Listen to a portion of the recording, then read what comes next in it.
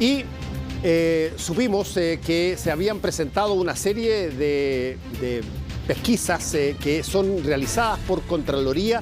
En el caso del gobierno, está vigilando una serie de materias que tienen que ver con la Secretaría General de Gobierno y que dirige Camila Vallejo. Pero la verdad es que cada vez que se anuncia que Contraloría hace algo, mucha gente quizás arquea la ceja y dice, bueno, a ver, ¿de qué se trata esto? ¿De qué se trata el que se investigue al gobierno por otro organismo de gobierno? Y desde ese punto de vista estamos con Luis Cordero, profesor de Derecho Administrativo de la Universidad de Chile, para conversar un poquitito sobre, a ver, pedagógicamente, cómo una parte del gobierno investiga, vigila, eventualmente acusa a otra parte del gobierno, en el caso de Contraloría con el gobierno central. Bueno, la primera precisión que uno debería hacer es que no es el gobierno contra el gobierno, porque la Contraloría tiene autonomía constitucional, es un órgano distinto en regulación constitucional del gobierno y la administración pública. Es un organismo de la administración pública, o sea, es un organismo administrativo porque no ejerce ni función judicial ni función legislativa. Pero técnicamente es una autonomía constitucional. Es más, es la primera autonomía constitucional que Chile reconoció y lo hizo en la reforma constitucional de 1943 a la Constitución del 25. Eso es lo primero. Lo segundo es que Contraloría no solo es esa primera gran institución autónoma, por lo tanto es completamente independiente del gobierno, es independiente del Congreso, es independiente del Poder Judicial. Y eso dota de mucha fortaleza institucional, y no solo eso, sino que buena parte del régimen de contrapuntos y de prestigio del sistema institucional chileno descansa en buena parte del rol que cumple la Contraloría.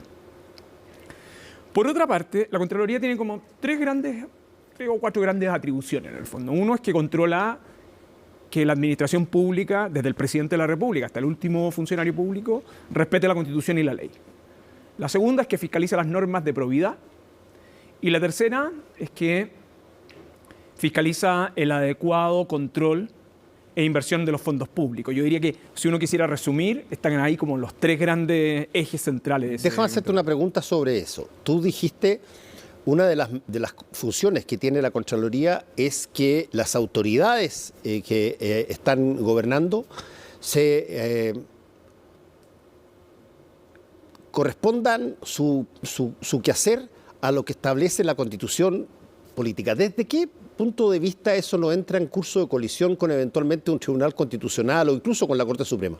Son dos cosas distintas, porque el Tribunal Constitucional lo que hace es fundamentalmente velar en los modelos de justicia constitucional como el que tenemos nosotros por cumplir una función sobre preventiva o represiva de la ley, ¿no? Y algunos otros tipos de atribuciones que están vinculados a las controversias que se susciten durante la disputa legislativa, que es lo que tenemos hasta ahora, eventualmente sobre la declaración de inconstitucionalidad de movimientos, partidos políticos y eventualmente las reclamaciones sobre potestad reglamentaria del presidente. Pero ya te podría explicar sobre eso. Sobre los tribunales de justicia, no, este es un tema que está muy zanjado. De hecho, más o menos para que todo el mundo sepa, lo que decide la Contraloría, que se denominan sus dictámenes, tiene una particularidad y es que son precedentes generales y obligatorios para toda la administración pública. Es decir, cuando la Contraloría interpreta una norma para un caso concreto, en Chile esa interpretación además se transforma en general. Queda como precedente. Queda como precedente. Y es un precedente de los precedentes rígidos. Es decir, tú estás obligado a seguirlo. Por eso, en la administración pública, los dictámenes de la Contraloría especialmente vinculan a los abogados del Estado. Entonces, porque la lógica del sistema institucional es que los abogados del Estado a su vez tienen que controlar internamente a las autoridades y además también vinculan a los auditores internos. Pero la Corte lo que dice esencialmente es, eso es, para que funcione la administración pública, pero yo controlo a su vez a la Contraloría. Eso es así más o menos funciona el sistema institucional. Pero una de las claves del rol de la Contraloría en el sistema institucional chileno, y una de las claves, yo diría, para poder entender la profundidad de esto, es que cuando el Congreso decidió en 1943 llevar a la Contraloría a la Constitución, lo hizo con un propósito muy deliberado, y es controlar el presidencialismo.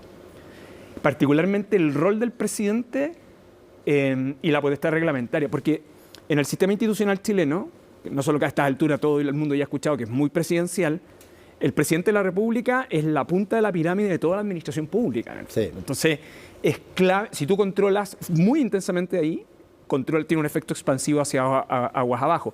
Por eso cuando la Contraloría interviene, y particularmente pueda intervenir en alguno de los ministerios que habita el Palacio de la Moneda, las cosas se remecen en el fondo, ¿no? Porque está fiscalizando directamente la figura presidencial. ¿Y esto es algo que ocurre con regularidad o son cosas muy excepcionales como para, por ejemplo, salgan de titulares principales de un medio de comunicación, digamos? Lo que pasa es que la Contraloría es una institución que además ha permitido configurar un sistema institucional, en mi opinión, bastante sólido. Es una especie como de reserva institucional clave para el funcionamiento de la administración pública chilena. Lo ha sido históricamente. Y por lo tanto, la Contraloría tiene como varias dimensiones. Estos vínculos son muy cotidianos en los planes de auditoría que realiza la Contraloría. Pero hay un tipo de modalidad de auditoría que son estos informes especiales de investigación, que tienen la particularidad que son excepcionales por los momentos, pero también porque se refieren a materias muy, muy específicas en el fondo, que es lo que ha anunciado el Contralor hoy día respecto de las denuncias vinculadas a el financiamiento de... ¿Y esto lo puede levantar quién? ¿Quién puede apuntar con el dedo y decir yo quiero una investigación ahí? Contraloría tiene, para los casos de auditoría, tiene como 3 grandes fuentes de recepción de información. Uno son sus planes de auditoría, que los ha ido sofisticando mucho. De hecho, hoy día yo diría que Contraloría tiene trabaja con volúmenes de datos muy, muy importantes. Recuerda que por la ley de probidad, el Contralor tiene la facultad de requerir una cantidad de antecedentes, organismos de fiscalización. Yo diría que es la base de datos más completa para fiscalizar a los funcionarios públicos, en el fondo, ¿no? Entonces, el Big Data que tiene, y en eso particularmente esta última administración ha desarrollado mucho. Entonces, tiene mapas de riesgo trabajando con datos muy relevantes que están vinculados a sus planes de auditoría. Los segundos son las denuncias ciudadanas que se reciben, muchas de ellas desarrolladas desde un plan de denuncias que viene de la Administración Mendoza. De hecho, es un caso donde operan las denuncias anónimas y eso permite generar... Ramiro Mendoza está hablando, tu ex-controlor. Él es el controlador anterior a Bermúdez. Y eso ha permitido el desarrollo de modelos de áreas de riesgo que son bien relevantes, por volúmenes, ¿no? Y la tercera fuente, que la Contraloría es particularmente cuidadosa, es en aquellos casos donde las denuncias provienen de parlamentarios. Porque entiende, particularmente cuando viene de la Cámara de Diputados, que la Cámara de Diputados cumple un rol de fiscalización del gobierno, ¿no? Entonces, en ese tipo de situaciones, la Contraloría también recepciona, si son de un volumen relevante, responde o instruye procedimientos de investigación como lo está haciendo ahora. ¿Y cuáles son por ejemplo, en caso que encontrara falta o fallas, cuáles son las cosas más cotidianas y cuáles son las cosas que eventualmente merecen o merecerían un mayor tipo de castigo? ¿Y qué tipo de castigo puede ejercer Contraloría? Mira, a propósito de las investigaciones especiales o de las auditorías, que este es el caso en particular, que es una modalidad de auditoría, la Contraloría fiscaliza o esencialmente evalúa el funcionamiento, en este caso específico vinculado a este programa, sobre, uno, si ha respetado la ley en general y la regulación presupuestaria, ¿no? En segundo, si se han respetado las normas de probidad y de función pública que están vinculadas ahí. Y lo tercero, si ha existido una adecuada inversión de los fondos públicos, ¿no? Entonces, esos informes de auditoría especiales suponen que los auditores, que son equipos bien profesionales, y que son bien, o sea, que tienen protocolos bien establecidos, o sea, quienes nos escuchan, que nos están viendo ahora y se han enfrentado a procesos de auditoría, cuando llega la Contraloría es ceremonial en la comunicación, en los tipos de requerimientos de información. En muchas ocasiones pide que se le habilite una oficina. Entonces los funcionarios de la Contraloría, los auditores, están un tiempo, puede ser poco o mucho tiempo, y van requiriendo documentos y antecedentes. En función de o sea, se emplazan en el mismo lugar que están investigando. Habitualmente, habitualmente. En algunas ocasiones no es necesario, pero habitualmente lo realizan así. Eso puede durar una semana, 2 semanas, algunos puede durar mucho tiempo dependiendo del tipo de auditoría. Ellos emiten un preinforme, ese preinforme suele ser reservado, se remite al organismo respectivo para que ese organismo que está siendo auditado en específico realice sus observaciones, ¿no? Si algunas conclusiones son correctas o incorrectas, y luego Contraloría lo que hace es que emite el informe final. Y el informe final contiene las conclusiones del proceso de investigación, lo que dijo el organismo respectivo, por qué se hace cargo, las descarta o no las descarta, y sus conclusiones. Eso es. A partir de ese informe pueden gatillarse 3 cosas distintas. Uno, si hay identificadas infracciones a obligaciones funcionarias, puede ordenar un sumario administrativo, que de hecho la podría ordenar ella, lo podría instruir ella misma. La segunda es que si hay antecedentes que puedan ser constitutivos de delito, los envía al Ministerio Público.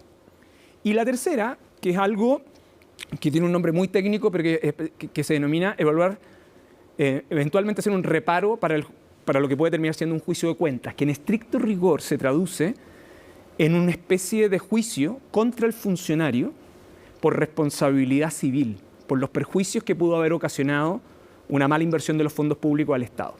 Que es una de las cosas que yo te diría que más temen los funcionarios públicos en general. Pero esos son los resultados o las vías posteriores que se generan en un informe de estas características. Lucho, cuando tú hablas de funcionario público que tiene acceso a recursos del Estado y los distribuye de una determinada manera, ese funcionario público civil, ¿qué es? ¿Es un ministro? No, mira. ¿Es un subsecretario? ¿Quién es? Va desde, en un ministerio, el jefe de servicio. Primero aclaré una cosa, el concepto de recursos públicos no solo se refiere al dinero. Ok. Concepto de recursos, la adecuada inversión o al adecuado cuidado de los fondos públicos va desde el dinero, el vehículo, el computador, los bienes y toda la infraestructura que entrega el Estado para el desempeño de la función pública. Por eso la Contraloría, por ejemplo, considera que las cuentas de Internet, o sea, de redes sociales, que son institucionales, son parte del Estado, bienes públicos. Y por lo tanto tú no puedes llegar y en Twitter tuitear cualquier cosa, en el fondo, que es lo que pasó en el caso del Ministerio de Obras Públicas, y por eso en ese caso lo que hace Contraloría es directamente instruir el sumario administrativo, ¿no? Eso es lo primero. O sea, la idea del concepto de recursos públicos es un concepto que va mucho más allá del dinero, ¿no?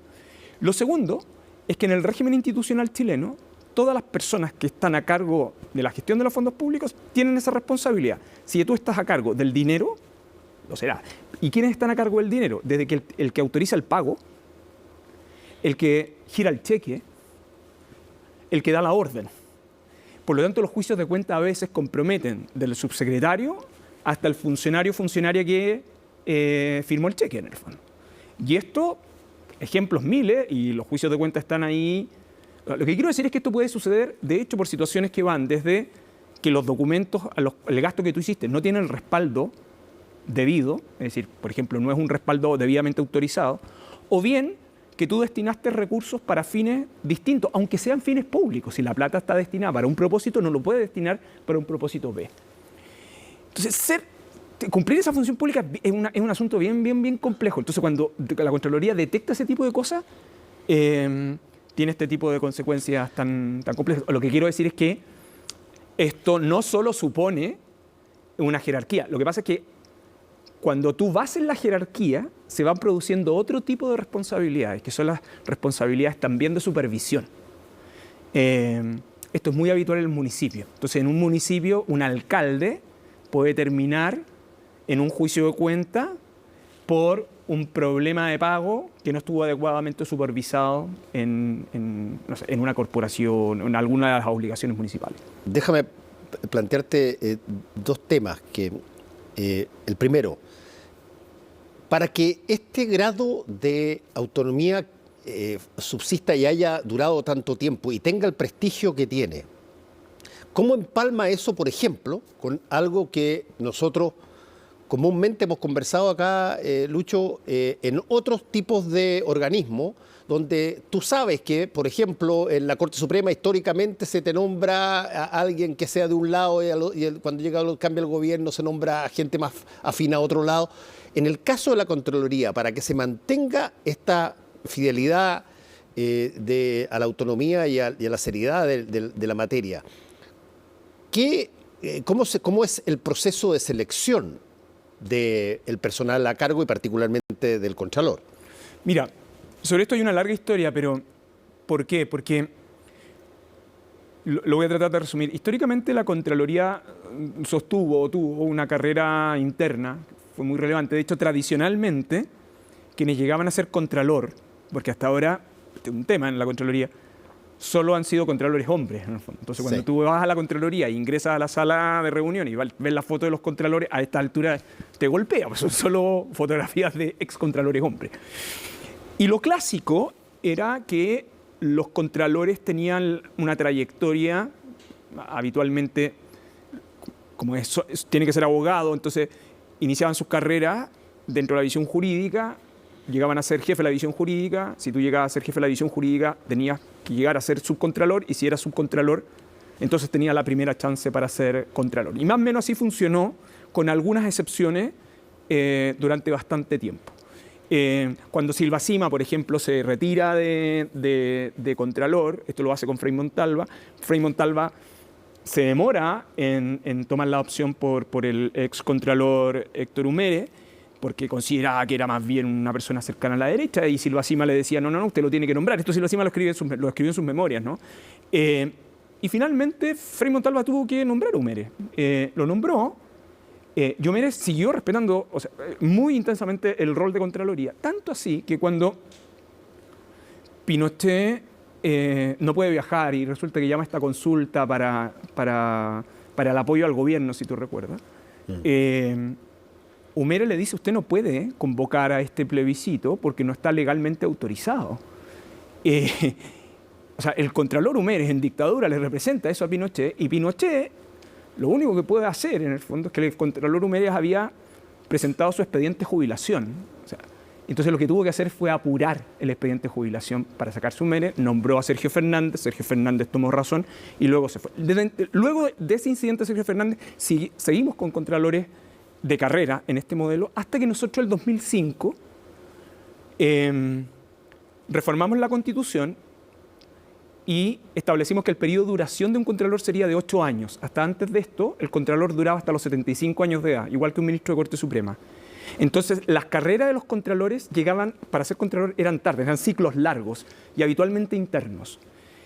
Y una vez que se reforma la Constitución, 5 años, el contralor requiere el acuerdo con el Senado, o sea, 8 años, y requiere acuerdo con el Senado. El contralor que viene es un contralor externo, que es Ramiro Mendoza, el primer contralor con la modificación. Claro, la diferencia es que Ramiro es un especialista en derecho administrativo. Entonces, por lo tanto, Ramiro llevó el contralor Mendoza llevó una cierta modernización de infraestructura, de criterio, pero ¿cuál era la particularidad? Y esto es bien relevante. Ramiro podría ser de donde quisiera, pero el peso de los precedentes y de la historia institucional era mucho más relevante. O sea, mover un criterio en Contraloría requiere una fundamentación bien explícita en muchos ámbitos. Termina Mendoza su periodo y el siguiente que nombra es el actual Contralor, que es Jorge Bermúdez, que también es especialista en Derecho Administrativo. Entonces, ¿qué es lo que demuestran estos dos últimos nombramientos? Que la Contraloría mantuvo su prestigio y lo siguió acrecentando, aún con contralores externos, pero con especialistas de los temas que trata Contraloría. ¿Por qué pasa eso en el fondo? ¿Qué explica eso? Hay dos razones. Una, que el peso institucional es muy fuerte, los precedentes son muy fuertes. En otros términos, si Bermúdez quiere cambiar un criterio de la Contraloría de la década de los 60, en rigor tiene que hacerse cargo de toda esa historia. Entonces necesita mover muchas piezas para que eso sea posible en el fondo, ¿no? Y en consecuencia esto es típicamente el fenómeno del autoritas, ¿no? Es decir, la Contraloría tiene en el desempeño de su función una cierta autoridad y un reconocimiento transversal que lo hace bastante bien. Por eso la molestia hoy día del Contralor, que a mí me parece bien razonable.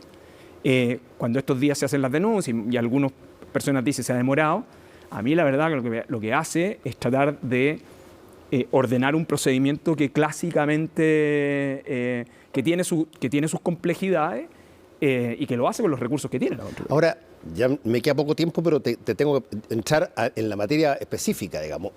Estas denuncias que se hacen sobre intervención del gobierno en campañas, que es una cosa que se viene escuchando, pero prácticamente en todas las campañas. ¿Cuándo es una intervención y cuándo el gobierno puede tener opinión? Son dos cosas distintas. Por eso. Ya. Primero, hay un instructivo previo a toda elección de la Contraloría, que se dicta meses previo, esta vez lo emitieron a fines de abril, el 28 de abril. Y es un instructivo que va creciendo para cada elección mucho más, porque va agregando el criterio sobre la base de lo que se ha ido aprendiendo, ¿no? Entre otras redes sociales, etc. Entonces, en este tipo de cosas hay que distinguir dos asuntos. Uno es el principio de prescindencia de los funcionarios públicos, de las autoridades de los funcionarios públicos. Es decir, que no pueden manifestar en el desempeño de su cargo, y mientras esto lo esté desenvolviéndose, no pueden manifestar opinión en beneficio o en contra de una opción, en el caso del plebiscito, o un determinado tipo de candidato. Por eso, si tú estás desarrollando actividades oficiales, esto sería lo clásico, y hay candidatos, tú no puedes invitar a algunos, sino que tienes que invitarlos a todos. Correcto. El criterio de prescindencia está en base a un principio, que es imparcialidad. O sea, el sistema institucional descansa en que la administración pública, desde el presidente de la República hacia abajo, le da garantía a todos. Esa es un poco la racionalidad que está ahí. Pero lo que no puede comprometer esa regla, ese criterio, es la libertad de expresión, que la ejerce el funcionario en ese caso cuando no está investido en esa condición. Es decir, cuando está fuera de su jornada de trabajo, en actividades, y eso típicamente podrá ser el fin de semana, o no tenga que ver con el desempeño de la función propiamente tal. ¿Okay? Pero lo segundo, esta es prescindencia, pero lo segundo, porque esto es algo que se suele confundir, lo segundo es que tú no utilices recursos públicos para ese fin, sea porque lo estás utilizando en el desempeño de tu función, sea porque incluso, aun cuando estés ejerciendo tu libertad de expresión, tú estés ocupando un recurso fiscal para eso. ¿Qué es un recurso fiscal para eso? Para estos efectos podría ser el teléfono desde el cual tuitea, o el computador desde el cual alguien tuitea, o el uso, por ejemplo, de una sala, de un establecimiento que es público, en el fondo, para hacer una actividad de apoyo no a una determinada... Que tú estés en tu oficina, por ejemplo. Yo me acuerdo, a montones de ministros les han preguntado anteriormente en varios plebiscitos, el plebiscito anterior, ministros, etcétera, cómo iban a votar, y ellos decían, usando su opinión y libertad de expresión, yo voy a votar apruebo, yo voy a votar rechazo, me da lo mismo. Para los efectos prácticos, si esa persona está en su oficina, ¿cambia algo la cosa o es demasiado hilar fino? Ahí yo creo que llegamos a unas situaciones extremas, ¿no? Distinto sería si yo estoy ocupando un recurso público en mi horario de trabajo. Esto fue lo que sucedió ahora, por ejemplo, respecto del dictamen que sacó esta semana la Contraloría sobre la situación de la alcaldesa de La Pintana, donde que tiene denuncia, claro. Y ella, lo que esencialmente dice la Contraloría, ojo, ella ejerció su derecho a la libertad de expresión, pero hay que tener cuidado porque el tuit que lo realiza durante su jornada de trabajo. Entonces le reprocha eso, en el fondo, ¿no? Que lo hace durante su jornada, pero la Contraloría dice, yo no he detectado que ha utilizado recursos públicos para eso. Pero hay una parte del dictamen que es bien interesante porque en redes sociales se publicó una fotografía donde ella aparece, algo así como un cartel detrás de ella, La Pintana aprueba, en el fondo. Y ahí la Contraloría le dice también, ojo, que la prescindencia no es solo respecto a situaciones directas, sino que también indirectas. Por ejemplo, que te tomen una imagen como alcaldesa, atribuyéndole al municipio al cual de la cual es responsable una determinada preferencia. Y la Contraloría dice, ojo, eso no. Pero los funcionarios públicos siguen teniendo derecho a libertad. Y en el caso que se está viendo ahora, que entiendo tiene que ver con, no sé si es la Secretaría General de Gobierno. Sí, es por la campaña Vota Informa. Sí. Ahí yo creo que hay que ser bien específico. La Contraloría no tiene competencias para evaluar el tema de financiamiento de campaña o no. Este es un problema del CERVEL. De hecho, el Contralor hoy día implícitamente lo da a entender.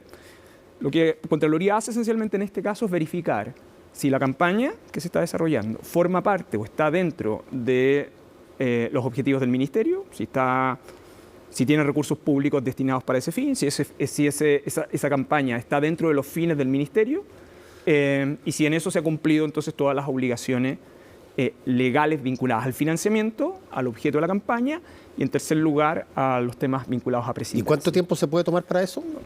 Este tipo de investigaciones se demoran algunos meses, pero tiene un efecto simbólico inevitable tener presente a la Contraloría ahí en una investigación especial. Sí, o sea, lo que tú dices es una cosa que lo usan mucho, digamos, no es solamente un sector, pero la acusación causa más daño que eventualmente el resultado. Sí, hay que tener cuidado porque, y en esto yo creo que históricamente la Contraloría lo ha sabido administrar, pero aquí todas las administraciones ocupan, o los opositores a todas las administraciones ocupan a la Contraloría para, ¿no? Lo vivió la administración Piñera en sus 2 periodos, lo vivió la administración Bachelet en sus 2 periodos, y se ha ido incrementando. Esto de finales de los 90, un caso antiguo, recordarás el Auge, ¿no? Que también se ocupó con ese fin. Entonces, claro, lo que quiero decir es que también está, como en el ADN institucional de la Contraloría, administrar estas presiones que vienen desde la oposición al gobierno para este tipo de asuntos. De la oposición al gobierno de turno. Entonces, si hay alguien que cree que la Contraloría puede sentirse amedrentada por este tipo de cosas, que sencillamente no entiende qué es la Contraloría y su historia, en el fondo, ¿no? Bueno, Luis Cordero, muchas gracias por haber estado una vez más con nosotros comentando sobre las coyunturas. Gracias. Bueno.